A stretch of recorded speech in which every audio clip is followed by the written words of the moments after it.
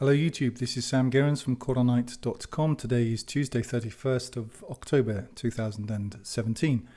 And if you don't know my work, I analyze the Qur'an on the basis of internal evidence, internal Quranic evidence, rather than the so-called Islamic religion.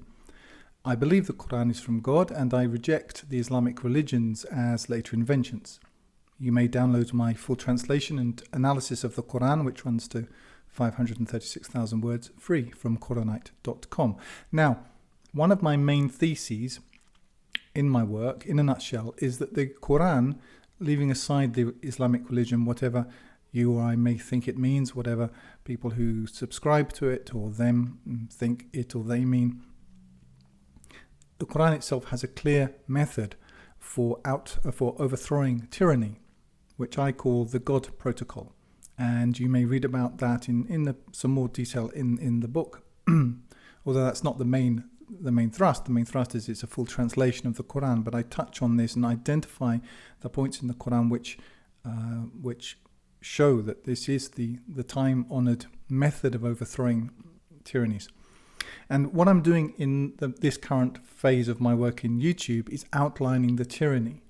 I don't go into huge detail, but I'm just giving a sort of overview of my understanding of the tyranny, and I recommend that people dig into the details for themselves. So if you've come to this because of the title and you don't know who I am or what I'm doing or what you're doing here, then hopefully now you do. Now today I want to look at psychopathy, or rather psychopaths and narcissists, who together we could generally call these people deviants. And our society, our modern society, is run by such deviants. Now, if you go back and look into former societies, if you look at tribal societies, they had a way of dealing with these sorts of people. Basically, they'd knock their brains out somewhere, and that would be the end of them. However, because we live in a society that's very far removed from the fundamental realities of life, of death and procreation and so on, and fighting, and we have these structures, businesses and corporations and so on. I'm not blaming it. I'm just saying that this is a sort of a petri dish in which the bacterium of the psychopath and the narcissist tends to thrive. Now, I'm going to put some links in the drop down below to channels of people who go into this into more depth. So I'm not going to go into the definitions in huge depth here, but you do need to get educated. If you haven't been educated on narcissists and psychopaths and so on, you really do need to. Firstly, because you're going to be meeting some, if you haven't already, and you probably already know some, or one and two, but also because when you understand how narcissism and psychopathy, but narcissism perhaps in some ways more so, operates, it gives you a better understanding of how this system operates. So very briefly, psychopaths and narcissists are not simply people that you don't like. We've all met people that we do and don't like who may or may not be narcissists or psychopaths. Now the definitions vary, but there will be certain constants within both camps. The first is gaslighting. Now if you haven't come across the term gaslighting, you need to know what it is, because gaslighting is how we're controlled, actually, to a very great extent. Gaslighting is framing events in a way which manipulates perceptions in the target audience towards, or in order to further, the deviant agenda. It's telling you that what you see is not what you see. There is a fundamental refusal to take a responsibility for actions. There's a creation of chaos and havoc in the lives of those around them. A firm conviction in the mind of the deviant of entitlement. They feel entitled to what's yours, you see. And everything bad that happens is somebody else's fault. They lie and they steal. And they steal. Money can often be the least of it. They'll steal your time, they'll steal your emotions, they'll steal your reputation, they'll steal whatever they can take, they will steal. And they will drain your resources, whether it be creativity, energy, time, whatever. Now,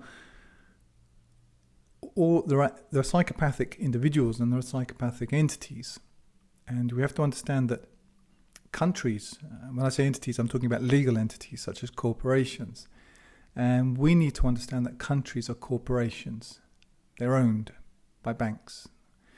Now, I've personally had significant encounters with 3 people who fall into the category of this kind of deviant to greater or lesser degrees, 2 men and 1 woman. And in my life, I've learned a lot from it. And I may touch on some of that as I go through. But a couple of things that I really want to outline is that firstly, these people, when you realize what you're dealing with, and it will usually take you some time to really own what you're dealing with, is these people and these organizations will insist that you play according to their rules.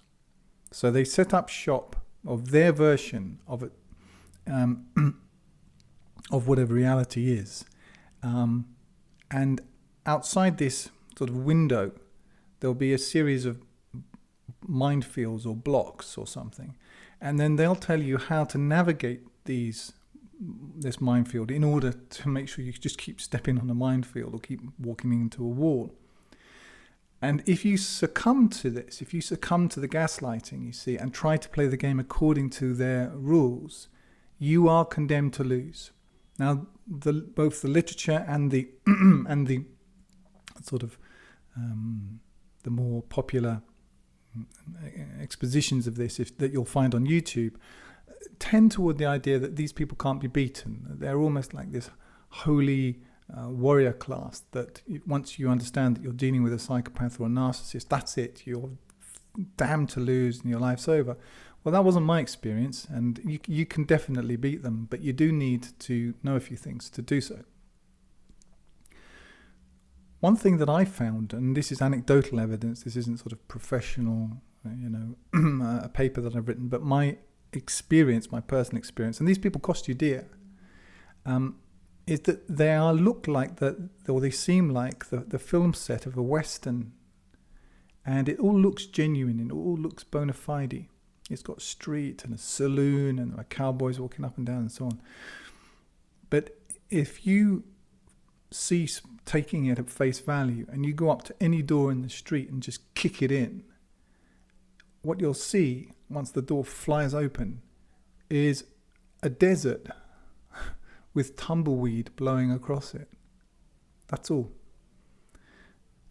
I've thought quite long and hard about how I can best describe this, and another analogy that I'm going to use is that of an icebreaker. If you're fighting a psychopathic or narcissistic organization, entity or individual, they want you to stand right in front of the icebreaker, right at that point where all of their energy is concentrated. And if you do, you don't stand a chance. You're right. The people who talk about how you can't win against these people, they're right. You couldn't possibly win against these people or these organizations if you're going to play according to their rules. But you see, this is what the psychopathic individual or narcissistic individual or entity wants. And they gaslight you to play the game by their rules. Now, this is a bit of an aside. If you start to think of news as gaslighting, as all of these campaigns that are coming through in the so-called news, through education and so on, as gaslighting in the psychopathic narcissistic sense, it all makes a lot more sense. Does it mean that everybody working in there? Let's just take the Guardian newspaper, because it's a newspaper that I check regularly. I use it as a sort of almost like a tableau in an airport to see what the agenda is. It's not that I think it's got any news in it. Obviously, it hasn't got any, but it gives you a fair idea of where the agenda pushing, is going. Does it mean that every single individual who works in that particular newspaper is a psychopath? No, of course, far from it. I mean, there's something fundamentally corrupt, I think, about pretty much any or almost any mainstream journalist now, to be honest with you. However, are those people, in some way fundamentally broken? No, they're not. But the organization itself, being part of a news production and entertainment system, because the news is the longest running soap opera that has ever been, that is part of a system, a milieu, a context which itself is psychopathic. And in order to operate within it, you do need to acquire psychopathic traits. Now, in one of my other videos, I do talk about cults and how this system is a cult, and that's true. However, one of the things about cults is that they inculcate in their members, I'm talking here about religious cults, is they inculcate in their members the ability to acquire psychopathic and narcissistic traits without actually being psychopathic. And if you've worked in certain types of business, you know that this is true. Certain types of sort of mission critical, very high pressure jobs, you know that this is true. And this is why people hate their jobs, unless you are a psychopath. It's why psychopaths do so well in these types of jobs, because if you are burdened with a conscience, you are going to find it quite difficult. Now, this system, this psychopathic system, will gaslight you, as will the individuals, to play the game by their rules. So you find people who are afraid to, they know it's wrong, they don't want to be a part of it, but they're afraid to leave it because at some level they actually think that the narcissistic psychopathic system has got their best interests at heart. And they try to play the game according to their rules, and they will lose. And I get lots of letters, but, I'd love to leave, I'd love to do what you're doing, I'd love to do this, I'd love to do that, but I'm afraid of this, and I'm afraid of that, and I'm afraid of the other. Well, so are we. But what I'm going to do is try to explain my experience, just maybe not going into huge details, but just overall. What I found is that one of the things that's required to beat a narcissist or a psychopath is a paradigm shift. First of all, you've got to stop taking this road of the saloon bars and all of these houses that seems to be the Wild West, but really it's just a film set. Stop taking it seriously. Stop playing by its rules. Go around the back of the house.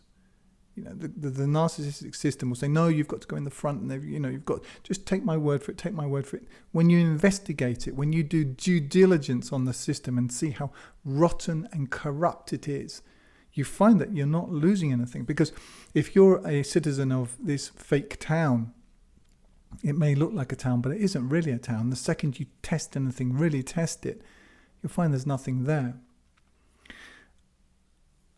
Another example would be, let's take the icebreaker example. Now, the system wants you right at the point where the ship breaks through the ice. You stand there, see if you can stop. You can't stop us. You've got no power. And if you stand in that incredibly stupid place, then you're right, or rather, they're right. You can't beat it on those terms. But if you were playing tennis against somebody who's got an amazingly great forehand, would you be playing to their forehand? No, you would. Every ball you would be putting on their backhand, you'd be playing in a way that makes it as awkward and difficult for them as possible. And that's a very small example of a paradigm shift. Now, let's say you want to stop an icebreaker. And there's one of you, and this thing is huge, and it seems to be this unstoppable monolith. I would say standing right in front of this thing and trying to stop it's got to be the stupidest possible way of achieving your goal. If you really want to stop an icebreaker, this is just off the top of my head, what I would suggest doing is climbing up the side of the ship, getting into the engine room with a bag full of sand and throwing it into the engine. That'll stop an icebreaker. But that requires a paradigm shift. And the whole reason why psychopathic persons and entities gaslight you with their version, and the reason why they do it is they want to stop you from being able to think outside the box. I hate this term because I've never met anybody who says they think outside the box who actually does. It's always a new version of the box, just with some new window dressing. But if you really want to stop an icebreaker, you've got to think not in terms of it as being an icebreaker. You've got to think of it in terms of it being a hunk of metal on the water, which is being propelled by something. What's propelling this thing? Let's get to that. Forget about its icebreaker, status, as it were. Which brings me to another point about psychopaths and narcissists. Both will always tell you about their qualifications. They've got a lot to say about their qualifications. They want to impress you with who and what they know. Now, if you become impressed by that, that's part of the gaslighting thing, then you stop trusting yourself. So pay no attention to their screams about unfairness, because that's what comes. You see, once you stop playing according to their rules, once you say, no, I'm not going to fight this icebreaker at the point where all of its energy is directed, I'm going to take this other route, or I'm going to kick down one of the doors in the saloon, say, on this supposed Wild West village, suddenly the system starts screaming that you're being unfair, that you're not fighting fair. The only way it wants you to fight is to lose. They frame things in terms of your defeat, and of course all things are fair for them. You have to learn not to listen to that. That's another part of this thing. You have to understand that the Wizard of Oz, is behind the curtain, but really very small, tiny. I'm not saying he's got no power. He's got power, mainly in the minds of the people he controls. But because it is fundamentally based upon a lie, there is a way of unlocking this. But it does require several things. Firstly, it requires that you trust yourself and you have an ability to stand alone. Now, that's very easy to say, and I'm sure that if you go to your Facebook page and scroll through, you'll see a few memes on this particular topic before too long. But when you actually do trust yourself, and when you actually do stand alone, these words take on a different connotation. But this is a sine qua non. This is a sort of baseline requirement of what it takes to overthrow this kind of system.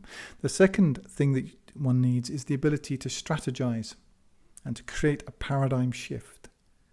So you need to think outside of the way that people normally think about these things and just turn it inside out. I'll just take an example to deal with narcissistic and individuals. We encountered one a couple of months ago, and I didn't know about this, but there was something called grey stoning or stone graying. I can't remember the terminology. But basically, where you don't respond to them, it drives them nuts. Actually, drives them completely crazy. And I could see what this chap was doing, and I mentally owned the territory and set the agenda, and I defeated him by doing nothing. It was an object lesson to me with implications far greater than this particular individual. You do need to be able to fight the long war if necessary, and you do need courage and you do need persistence. So these are the requirements. Now, what psychopaths and narcissists and psychopathic and narcissist entities, organizations, countries, systems and so on do is they blame you for doing what they tell you what to do, and then they blame you for doing it. And this is how this system works. So they'll get you to take the vaccines, eat the weaponized food, consume the weaponized entertainment, swallow the weaponized indoctrination, and work at slave jobs that you absolutely hate. And it looks on the surface that you're, you see non-psychopaths, and when they comply with psychopaths, they think that this is going to somehow ingratiate them in the eyes of their psychopathic or narcissistic overlord. But it doesn't. It makes them both detest you and despise you. That's the actual effect that it has. Now, the way the system is set up is that it uses fear and it uses lust, actually, to keep people in line. Now, as I said at the opening of this, my emphasis is on the Qur'an, not from a religious point of view. I regard religion, frankly, as one of the mainstays of the psychopathic narcissistic system. But we're not talking about religion here, we're talking about revelation. And there's a verse at 268 which reads, the shaitan or the Satan promises you poverty. So that's what you're going to be poor. And he enjoins upon you sexual immorality. But God promises you forgiveness and bounty from him. And God encompasses, knows. Now, the second part about the shaitan is that he is fickle. He will turn around and he will absolutely deny any obligation. He will not take responsibility after you've sold your soul to him, and after you've tried to please him, and after you've given your life to him. According to the Qur'an, it says the following at 8:48. And when the shaitan makes their deeds fair to them and says, so the Satan makes these deeds that we do that in order to try to comply with this system seem fair, seem attractive. He says, none among men can defeat you this day when I am at your side. So he tries to make you think that you're going to win somehow. Then when the companies come within sight of one another, he turns on his heels and says, I am innocent of you. I see what you see not. I fear God, and God is severe in retribution. So he ran away. And this is what you'll find with psychopaths and narcissists. When the heat's on, suddenly it's nothing to do. It's your fault, nothing to do with you. You know, they'll turn around and they'll wash their hands of you. You see, the system will. You say you served it all your life, and people are. It's the Stockholm syndrome, isn't it? People looking to their abuser for safety. The Qur'an, incidentally, says there is no safety except in God and the communication of His message. Now, another thing about psychopaths or narcissists, and here I'm talking about the deviant, and it is deviant, New World Order system, which is in place practically everywhere and being implemented currently through things like the economic system, through the pushing of feminism, through the pushing of sexual deviancy. Well, they're going towards paedophilia, obviously, but they're using sodomites and so on to promote all this. So this is what used to be called, in the days when people could actually think, a process of demoralization. You know, there's a reason why the word demoralization, without having no morals, is a military term. This is a military takedown. There's nothing, there's no two ways about it. The thing is about a system like this, or this system, is that it's never happy. It doesn't matter how much you give it. Just when you've compromised yourself and rolled over for some new crass, disgusting thing that it wants from you, it'll want something else. And I think this is true for people who serve this system in Hollywood and so on.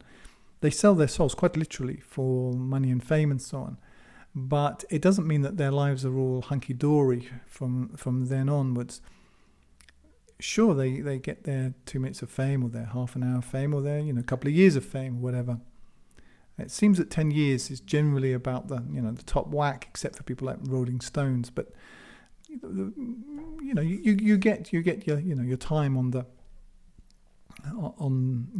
in the spotlight, but it continually wants more from you.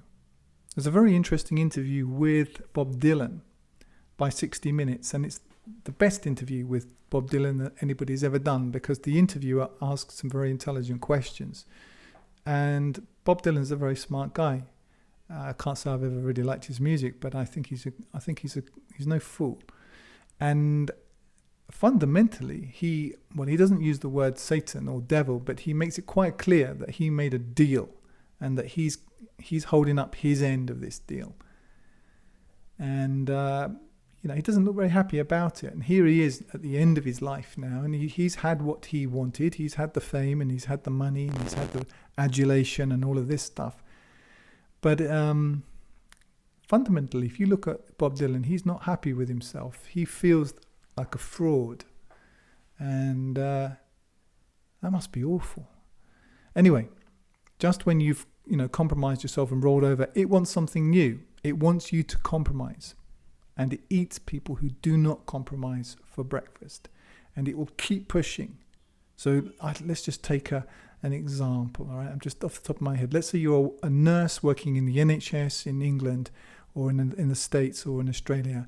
They're now going to insist that you have so-called flu shots, which, if you know anything about what's in the flu shots, there's no way you would ever want to take one of those. But okay, you've got a mortgage, and then this and then that, and you break and you take the shot. But next time round, it's going to want something else bigger. It's never happy, you see, ever. And that's a mark of a psychopathic narcissistic personality. Now, incidentally, there's a verse in the Qur'an at 68, 8 through 9, which says, and it's addressing the recipient of the Qur'an at this point, then obey thou not the repudiators. So it says, don't obey them. No, don't obey them. They would love that thou compromise, so they would compromise. Well, they'll promise to compromise, whether or not they actually will. And in fact, that's a different thing. But we're held to a high standard. We're held to a standard where we don't compromise. Now, this might sound like I'm setting the bar very high. It's not my bar. And I'm not saying that I like any of this. I wish things were different. But I'm not a liberal. I am able to distinguish between what I would like things to be and how things actually are. And the way things actually are is they're awful. Okay. But in the Qur'an, which on the basis of my analysis justifies the confidence that certainly that I have in it, it claims that it's better to trust in God and put God first and do the things that God wants first, and that God expands or contracts. God is above, your income and all of these other things. And I know whereof I speak. I walked away from a career to do this. So, and is it tough? Yes. Are there hard times? Definitely. But what's wonderful about doing this is that you have integrity. And the way I try to explain it to myself is, I think to myself, well, how would I feel if, God forbid, I was walking down the street and, whoever it is, Mossad or just some mad guy or, Ahmed, the local self-appointed ISIS, assassin or something, comes up to me and sticks a gun in my head, and I know that I've got like 2 seconds left. How do I feel at that point? Well, given the way that I live my life now, I feel gratitude. That's all I can say is gratitude for having done the things that I've done, because I so easily might not have done those things. Because, all the things that you're battling with, right? I've battled with them too. It's the human condition. This is like a production. It's like a theatrical production. Yeah. And if there weren't real baddies, if there weren't convincing baddies, there would be no possibility of virtual heroism. So, but this is the path. If you look at the Qur'an, the path of the Abraham and so on, you choose God alone, and this is the whole thing about not having any partners, is choosing God alone, not God and my inheritance from my rich family or whatever it is, or my nice job. I don't know. I'm not telling you what to do. I'm saying that this system, I'm telling you something you already know, which is that this system is psychopathic, it's narcissistic, it will never stop requiring more from you. However, it has weaknesses too. And the weaknesses of this system are that its options are limited. And what I mean by that is when you refuse to play, when you turn to God alone, the satanic system doesn't really know what to do then. It's all about breathing out, fire and thunder. But when going back to the paradigm shift, it hasn't really got a plan B. It looks really intimidating, and it does, until you kick the door down or scale the walls of the icebreaker with your sack full of sand and just sneak into the engine room, just pour it into the engine. Stop. He's got nothing left. It's very weight, it's mass, it's kind of like cumulative lies become its downfall. It's quite strange. And the only way I know this for fact is because of the people that I've had to deal with, which I may get into as we go down. So it's something of a one-trick pony.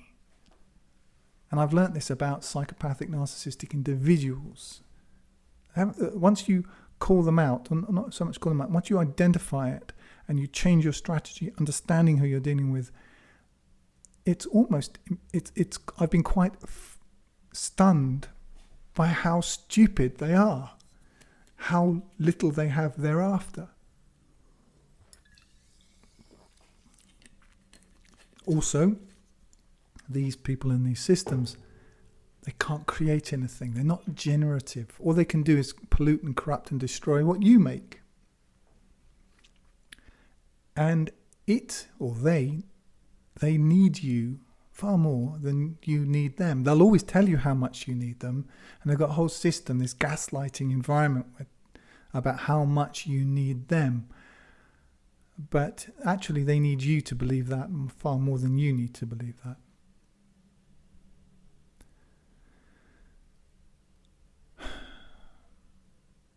Now, there are no neutrals in this war.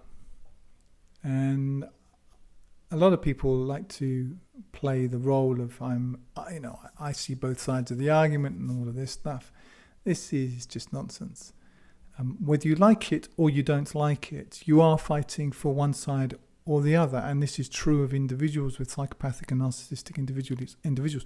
There are no half measures. You're either allowing yourself to be economically or whatever, in whatever sense, raped by these people, or you're getting your own back on them and you're putting things right. There is no half measures, and understand that. Now it says in the Qur'an, incidentally, at the verse, it's chapter 4, verse 76, and those who are indifferent to warning. And in other translations it will say those who, the unbelievers or something like that. There are reasons why I say indifferent to warning. And if you look at my work, which you may download for free from Qur'anite.com, you'll understand why it's very heavily footnoted. They fight for the cause of idols. So if you're somebody who doesn't believe, or you are indifferent to the warnings of God, you are fighting for the cause of idols. It doesn't say they might do or they might fight. No, they fight. They fight for idols. That's what they're fighting for. And then it exhorts the believers, then fight the allies of the shaitan. We're supposed to fight them. I mean, my whole thesis is not about trying to run away from the New World Order, but taking the fight to the New World Order, but on the basis of a paradigm shift. Let's not stand in the front of the icebreaker. Let's be the guys, doing the smart, taking the ice, taking the sand up the sides of the ship and getting into the engine room. Then fight the allies of the shaitan. The plan of the shaitan is weak. So this is interesting, that the satanic system, it says that its plan, or the shaitan, its plan is weak. That's interesting. After all of this smoke and mirrors and huge noise about how amazingly powerful it is, it says its plan is weak. It's fundamentally weak. Every single person will die. These people die. Who was it? David Rockefeller died recently. What's his name? Brzezinski died recently. George Soros is hanging on by the skin of his fangs. They're going to the fire. Their plan is weak. So when you combine strategic thinking with a paradigm shift, with courage, persistence, and faith in God, this satanic system has no answer to it. And I'm going to read just another couple of verses at 3:173 through 175. Those to whom men say, the people have gathered against you, so be afraid of them, but it increases them, i.e. the believers, in faith. And they say, sufficient for us is God, and excellent is the guardian. So this is what the system says. These people, they're coming against you, you should be afraid, you should be afraid. They say, sufficient for us is God. Not sufficient for us is God when I have my trust fund. And excellent is the guardian. And they return with grace and bounty from God. Evil touches them not when they seek the good pleasure of God. When they seek what? The good pleasure of God. And God is one possessing tremendous bounty.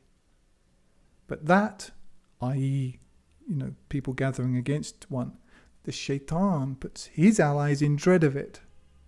But fear them not, and fear me, if you be believers. Now that's a paradigm shift. Now, I'm going to kind of go over a little bit more about this, the weakness of the plan of the shaitan and the psychopaths. It's a house of cards. My personal experience of psychopaths and narcissists is they're very extremely sneaky and manipulative. I'm not downplaying that side of things. If you've experienced these types of people, I do know. But they're also intellectually arthritic. What I've noticed about these types of people, they do learn, they are watching you, they are observing you, and but their learning is quite superficial. Their actual methods of entrapment and so on seem to be quite limited. Once you've cracked them, once you understand them, they're not creative. If you stand where they want you, i.e. in front of the icebreaker, they'll say, this is an icebreaker. You should stand here in front of the icebreaker, right at the point of the icebreaker. There you are, you stand there. If you fall for this nonsense, of course you stand no chance. They will absolutely cut you in two. But if you take the war to them on the basis of a new paradigm, in my experience, they're completely lost. And the only real surprise is how weak they are. It's not that they are stupid. They've got quite complex systems set up, front of house. But as long as you stay front of house, you're going to keep getting hit by these things. But once you stop taking this seriously and just, think, well, how do you defeat this person? Right, I'm going to defeat him like this and like this and like this. It just folds away. It's just stunning to me.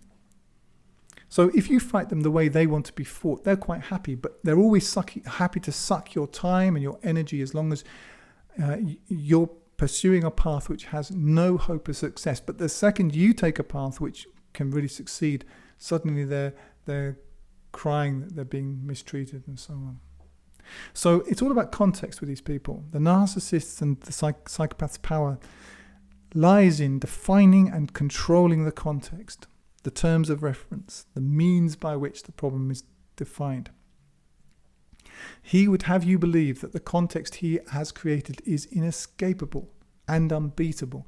In a nutshell, he basically, and I'm talking here about the whole system, how the whole thing works. I'm using my experience of individual narcissists in the case, in this particular instance. But the same is true of entities, of legal entities, is that they kind of train their AK-47 on you and then throw you a plastic knife and say, fight me. And, if you pick up the plastic knife and do what they tell you, of course you're going to lose. However, if you decide, well, actually, I'm going to do it another way. I'm going to sit here and pretend to look over there until they fall asleep, and then I'm going to do this and this and this, which isn't what they expect. They don't seem to. They're not very responsive to it. I found it quite interesting. So the context in the broader scheme of things is GMO foods, chemtrails, the money system, the war machine, education system, etc. But my underlying point is that this system is inherently fragile. Now, I'm going to touch on Babylon / Atlantis, because this system is fundamentally, it goes back to ancient Sumer and Babylon. Is this taxation legal system with a priesthood and all of the rest of it. This system was a reconstruction of what Plato and others see as a genuine civilization, Atlantis. And it's this world system, the Atlantean civilization, which the ruling elite are attempting to reconstruct. Now, according to the biblical narrative, although it does not name Atlantis by name, this is the system which was destroyed by God. And the Qur'an confirms that narrative. Now, was this brought about by human rights campaigners, Black Lives Matter, #MeToo, social justice warriors, Facebook likes, marches, religions, isms, or popularist uprisings of any kind. No. It came about by Noah, or Nuh, warning the people. And then the entire system was destroyed by God. Now, when I want to solve a problem, what I do is I look and see, where has it worked before? Now, this system, this gaslighting system, will keep telling you about being an activist. They've defined what being an activist is. If you're concerned about problems, there are ways of being a philanthropist. All of these ways of solving things, of being good, have all been carved out, and people just go along. They dance these sort of empty, flaccid, floral dances in the hope that they're approximating some kind of virtue, but they haven't really thought things through. Now, you may not like it, I may not like it, but if you can read with your brain anywhere other than in the basement, then what I've just said about Atlantis and Noah and the way this system was overthrown, this is an inescapable conclusion. More interestingly, in the Qur'an, we have the narratives of other civilizations which were likewise destroyed. And each of these peoples has its or had its own characteristic sins. Now, in the Bible, we have the people of Nimrod, who tried to usurp God by means of men's creations. In the Bible and the Qur'an, we have the people of Nuh, and we know from Genesis that they turned away from God and that they had perverted the creation, Nephilim, etc. We have in the Qur'an peoples whose characteristic sin was cruelty to an animal when told not to be cruel to it. We have peoples in the Qur'an whose characteristic sin was economic oppression. We have in the Qur'an and we have in the Bible people whose characteristic sin was homosexuality and sodomy. We have in the Bible and in the Qur'an the people of Fir'aun whose characteristic sins was use of sorcery, lies, and frankly gaslighting. Now, look around you. Are not all these things happening today? Do you really think that social measures are going to stop this? Or is it not more likely that it's a methodology of the past, one which has worked, which is going to change this? I would suggest that it's worth thinking about that one. Now, I'm going to close with a quotation from the Qur'an. It's at 419 through 121. It says, and it's the shaitan, the Satan speaking here. He says, "And I will lead them astray, and I will arouse desires in them, and I will command them, and they will cut the ears of cattle." I understand that stem research, stem cell comes from the ear often, but they're going to change this creation. "And I will command them, and they will change the creation of God. And whoso takes the shaitan for an ally instead of God, he has suffered clear loss." Doesn't matter how much money you think you're making, doesn't matter how great the job is you think you've got, according to the Qur'an, you're in clear loss. He promises them. And isn't that the truth? You see these people, and especially when they die, they've promised. The shaitan has promised them, and arouses desires in them. And the shaitan promises them only deception. Their habitation is hell, and they will find no refuge therefrom. That's all for now. If you're listening on YouTube, you can download my full translation of the Qur'an free using the button in the top right hand corner, or buy the hard copy there at 10% less than on Amazon. I also encourage you to sign up for the Qur'anite Plus newsletter on the site to get occasional micro updates. You can download the audio from my YouTube videos to your mobile device using the links in the drop down below. I recommend meetquranites.com to connect with other Qur'an-alone believers. Like if you like, comment if you have something constructive to say, and subscribe to get more each week. And use the link in the drop down below to donate if you would like to help me keep doing this. And remember, this life is short, eternity is long. If you want good trees, plant good seeds.